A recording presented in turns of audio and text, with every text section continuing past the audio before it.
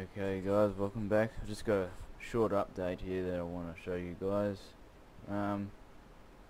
So I haven't really added anything. All I've done is just done a little bit of wiring, and all the little small bits and pieces that make it all come together, like automatic mechanisms and stuff like that. Alright, so anyways, what I've done is I've added the clear button now. So when I press this button, it clears both parts of the RAM, so they're all cleared now.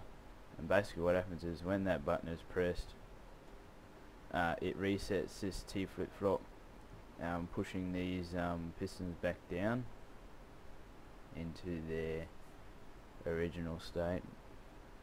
Alright, and it sends a signal back along this way, and it pushes these pistons down and then back up, and resetting it back to 0 because there's no signal coming through. So once it's pushed back down, it resets it to 0. Alrighty, so I've had to use a repeater here to stop the current from flowing back, okay, because when it comes time for this RAM to save something, a signal passes through here and activates pistons to save it, and at the same time as that happening, it also was pushing a current back to here and resetting these ones. So yeah, you've got to use a repeater here to stop the current from flowing back that way. Anyways, also over here I've had to add enablers and disablers because I found that running just the D flip-flops and relying on them, just relying on them for the input, and then not having enablers on here was just stupid. So I don't know what even got into my head that made me think that would work, but so I've had to quickly add these disablers here, or enablers. And the way these work is when the first button is pressed, so you select the first number, it takes off of here basically, so their default state is enabled for the first signal to be passed through. And then what I've done is I've just taken off of here, as you can see, the same line which clocks the D flip-flops. I've stolen a connection off of there which runs into this T flip-flop, and as soon as the signal passes through there, it disables these pistons, and they stay disabled, like these other ones over here. They stay disabled until the T flip-flop is reset, and the way that the T flip-flop is reset is by a signal that passes through here, because once a signal passes through here, they need to be enabled again so that the coder can take the second number's signal. Alright, as you can see, we come down here. Alright, here we go, off of this one, and then up to that T flip-flop. So I guess that's just a manual button chucked there, but yeah. So let's press a number, let's press number 9. So as you can see now, those have been disabled, and the number 9 has been output,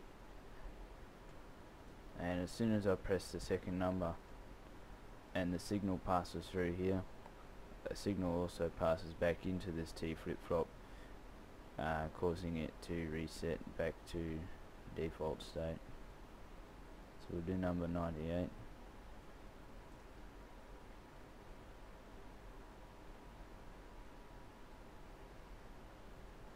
So that's the signal has passed through, and it's reset these back to normal to take the second number input, and we should have an answer out here of number 98. I guess it is number 98. I'll do number 99 so you can see the difference.